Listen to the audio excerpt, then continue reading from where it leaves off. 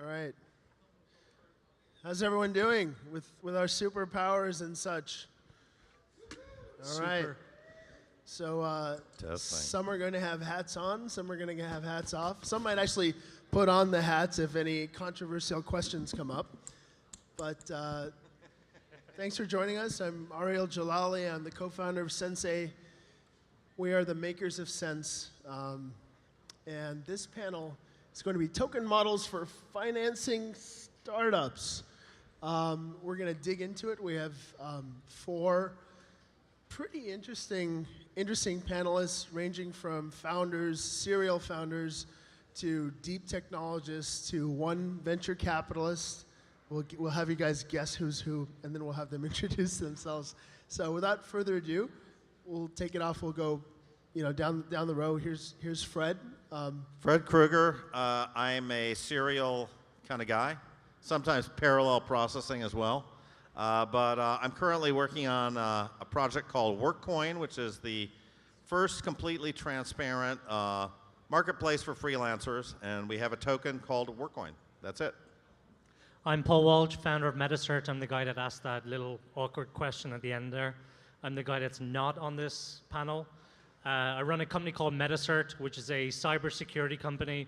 It just happens to have products in the crypto space protecting people from phishing scams with a browser extension called Kryptonite, and then security bots for Slack, Telegram, and other platforms that you use to talk to people about crypto.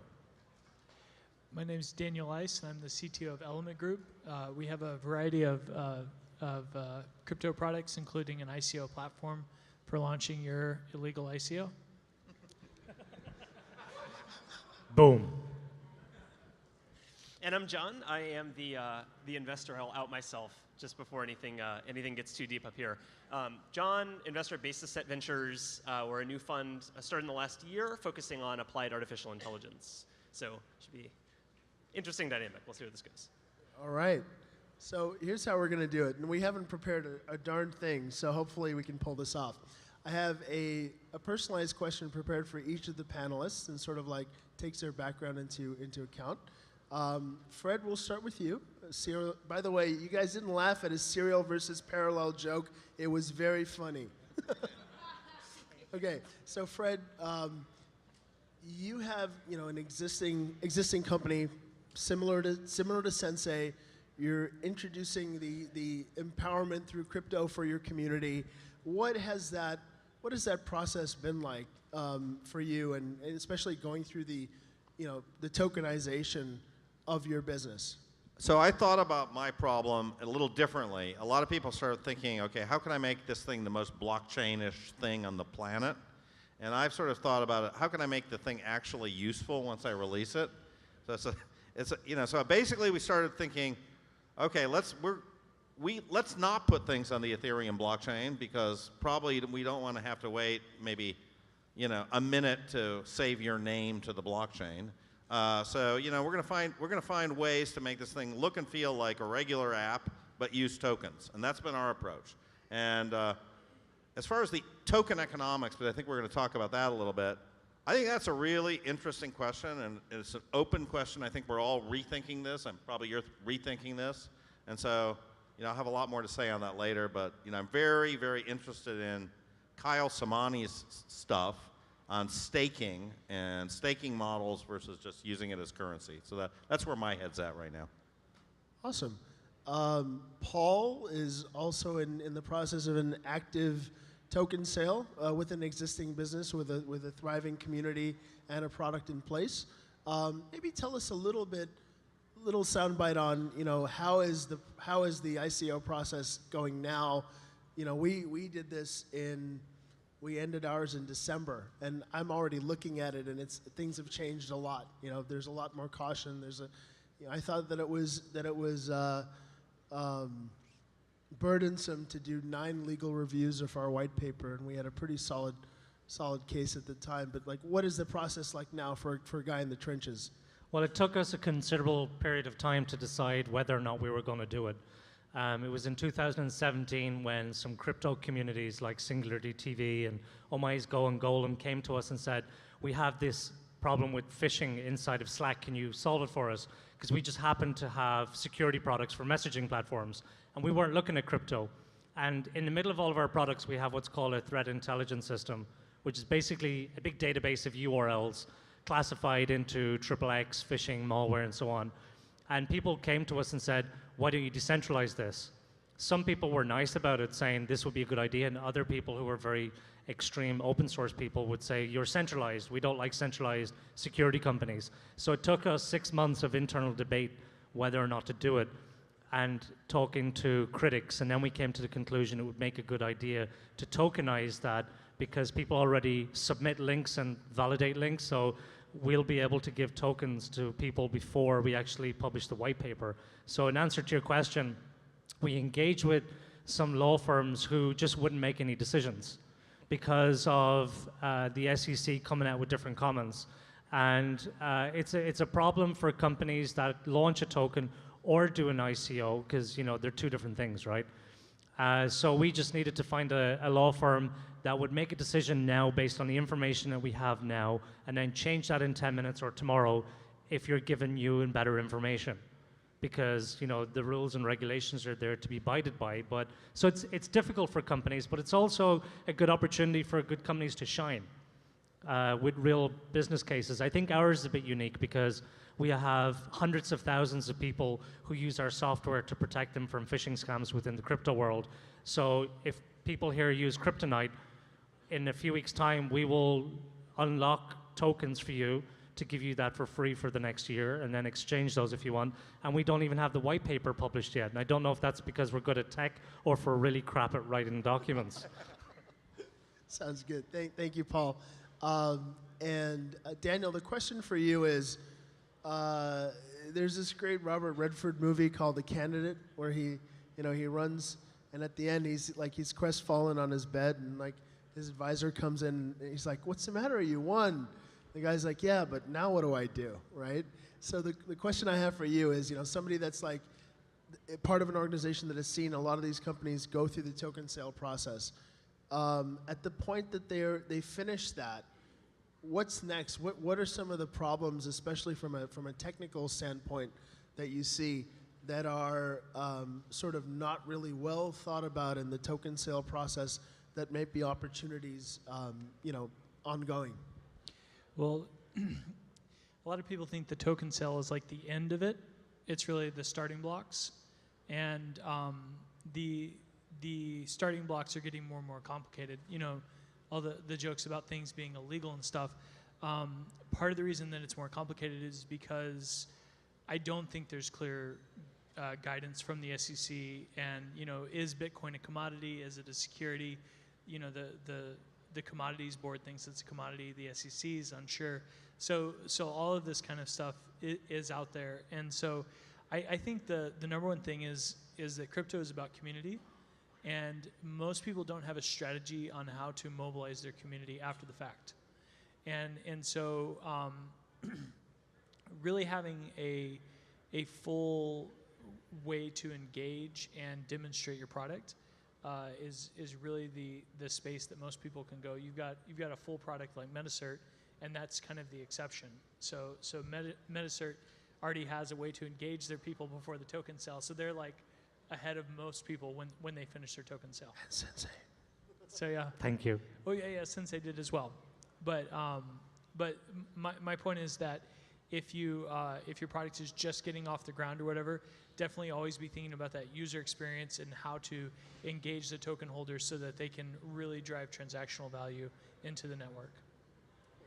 John, the question for you, and I know you wanted to piggyback on something there, but here's a general thought.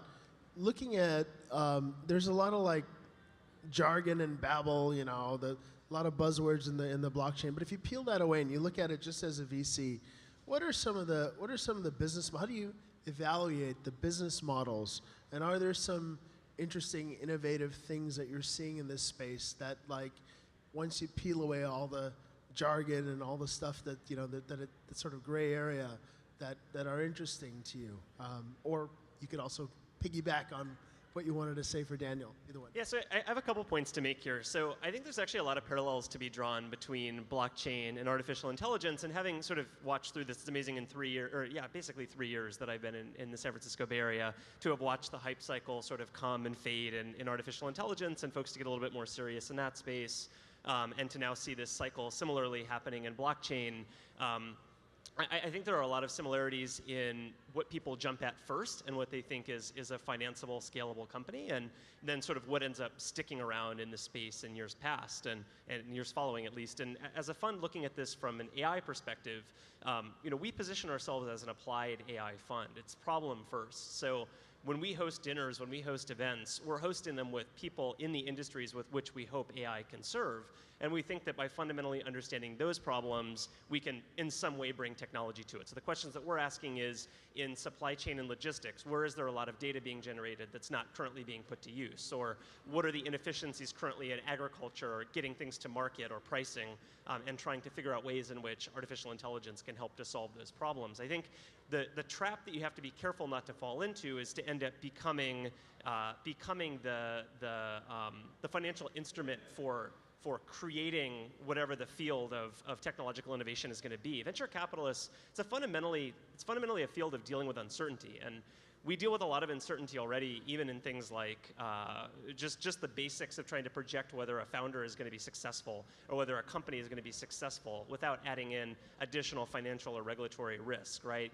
We don't need to take big bets on early infrastructure to make money in the venture business. You just have to be very calculated about where you deploy that money and how you manage and balance that risk. So, certainly early on, I think there's a lot of cool projects. I look at it from the sidelines of what people are working on. I don't think there's anything from a VC perspective this early on that I think that we would get involved in, though many VCs have. The speaker before me mentioned Andreessen and USV and some of the work they've done. There's many others out there as well that are willing to sort of take on that secondary risk. But I think for the rest of us, we're really waiting until it becomes a little bit more problem first, and we're not necessarily investing in the early infrastructure, the rails of the system. We're investing in the actual products. Awesome. So what we're going to do is I'm going to boomerang it back this way and tie something together, because you mentioned AI, a topic that I follow quite closely as well. One of the challenges we have in AI is that everybody is sort of looking at it from a narrow, siloed, at least from the academic standpoint. Like I went to the MIPS conference, and everyone's like, there are like 50 approaches on computer vision, and it doesn't seem like these people talk to each other or share data, and that's a general challenge in the AI and machine learning space in general. To transition to Dice, the question to boomerang back for you is, those of us familiar with the open source movement are familiar with this sort of collaborative space. If you see something that can be improved in a project, you branch it, you do the work, and then you contribute it back into the main project, right? Here, the business model actually incentivizes you to jump off, create your own project, and not contribute it back to the core, the core corpus of the core problem that you were trying to solve. Maybe talk a little bit about that, in terms of, having been around the open source community for a long time versus how we see the token incentivized community. Well, I think with open source, the most common business models that have developed have been around the running of the code and stuff.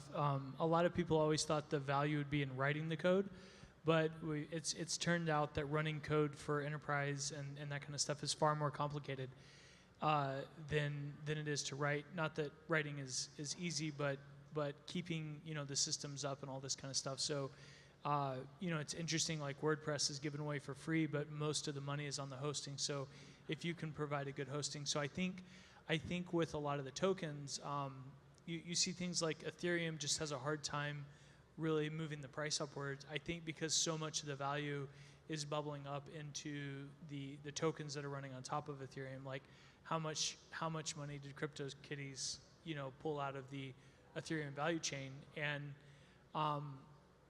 so in a lot of ways, we are decentralizing, but we're also centralizing on like each chain is its own operating system. So Ethereum's kind of Mac, and EOS is PC or whatever. No offense if that offended someone, but and I guess the question is, what will once the token values and stuff pan out, what will that that parallel to the open source being where is the real value once kind of the hype of the ICO market dies down, if you will.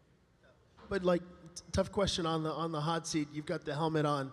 Do you think we're net positive in terms of innovation after all is said and done with the model? Definitely, because we're starting to create new. The reason that markets work is ultimately you can align incentives, and we have with the token economics the ability to create a new set of incentives that haven't existed before. You know, like you can take a product like Moderator and incentivize people to do higher quality reporting because they put a bounty up to do the reporting. You know, I don't know that this is how it works, but I'm just throwing out an idea. And so those kinds of bounty programs are not as possible without the token economics. So we're still early, and we're still, you know, kind of in the cave trying to feel around. Nobody's been able to turn on the light. Just like how everybody's like Uber for X now, like that was Uber paved the way for that, or Airbnb for X, or whatever. Those created new incentive models and alignment of multiple forces, and blockchain can do that. Only it can coordinate it necessarily like with machines and data sets, and less on the human level, and humans as well, like with the work coin and stuff. Cool. In sense. Cool. Thanks. So Paul, sending it back your way, you were one of the early collaborators in the W3C, and the question for you is one about standards. So in disclosure, one of the things that Sensay is pushing out there is something called the Blockchain Data Alliance. Some of these companies are members of that, but it's a non-token generating set of standards to say, listen, we need open data, we need transportability of data, and certain standards out there. Are there certain obvious opportunities that you see for industry standards for us to be net positive on innovation and net positive on incentivization? I think that's a great angle, and I'd like to answer that and piggyback the last one as well at the same time. For those that don't know what the W3C is, and you can be forgiven if you don't, it's the standards body that creates standards like HTML. And I've co-founded a couple of standards and contributed to others. But my COO, Ian Hayward, he was one of the first 25 contributors to the Mozilla Foundation and started and harnessed the Mozilla developer evangelist community that helped to make Firefox successful. And so we need to do that within our community, right? Foster growth in our community. But I don't see it in the outer, like the wider community of all of the different crypto organizations or within the blockchain world, whatever we call it. And so directly to your question, I see some quick wins where everybody in this room that's working on a crypto project could agree to certain best practices and standards that protect the people that either participate or pay into their network. It could be through privacy standards, how they host data, who they permit access to that data to, so that everybody who gets involved in a crypto project, they know that if they abide by these best practices and standards, then we have their best interests at heart. So there's absolutely some quick wins, and we should start to think about that very soon.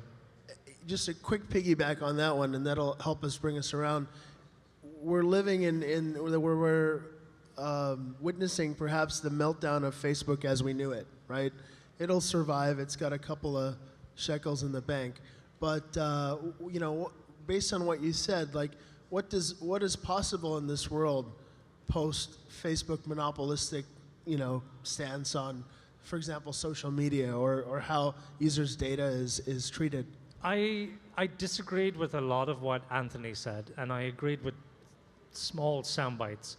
I think there's less focus on social impact and how we're impacting society in a positive way than there is talking about blockchain, cryptocurrency, token, ICO, crypto economics. Like when I hear about peer-to-peer lending platforms, the only thing I care about is what is the interest rate? Do you cap the interest rate? And they're like, well, the market will take care of that. And my answer is, well, no, the market has never taken care of the most vulnerable in our society, and it's your responsibility to at least try. So I think as a collective, we have an opportunity to start to think about the impact we have on the world and the people around us. So if somebody wants to build a blockchain version of Facebook, for example, then don't copy Facebook. Start with, if I was to invent this today, what would it look like in today's society? Well, people shouldn't be relying on their granny or aunt for news, and we should be worried about data and so on. Anyway, I'll stop there and let other people answer the question. Oh, that's excellent. So that's a very high-minded sort of moral position, and I think that, in general, I can't speak for the whole community, but the members of the blockchain community that I've interacted with have a sort of higher mindedness about these things than typically have been in the past. Those of us who remember first .com, for example. So that's all great. Fred, you're the math guy, you're the business guy. Sure. How do we make money here? How do we make money? You buy Telegram ICO. Let me tell you, I'm going to go out and say it. Telegram is going to be the company that dethrones Facebook. That's it. That's what's going to happen, guys. You're looking at the next Facebook right now. It's called Telegram. And I'm going to tell you that their ICO, their currency, is going to be the largest currency out there in cryptocurrency. That thing, not Bitcoin, not Ethereum, and not EOS, is going to be the big winner that people are working on. So that's my prediction. And so how do I look at why do I say that is it all boils down to users and end user adoption, right? So one of the things I like about Sensay is you've got millions of users, right? Now, I've been in consumer internet. I've had apps with 30 million users, 5 million users, these kind of things. And that's where, and Telegram right now currently is adding 500,000 users a day, okay? And how many are those when you take out the bots? Like we heard Kick, we heard Kick had 100 million users, but they only had 15 million. It's huge, right? Look, I mean, it is growing. And I was there competing with Facebook back in the day. I had as many users as Facebook. I sold my company to Viacom for $35 million. They were bargain hunters. They bought my company, and they should have bought Facebook, right?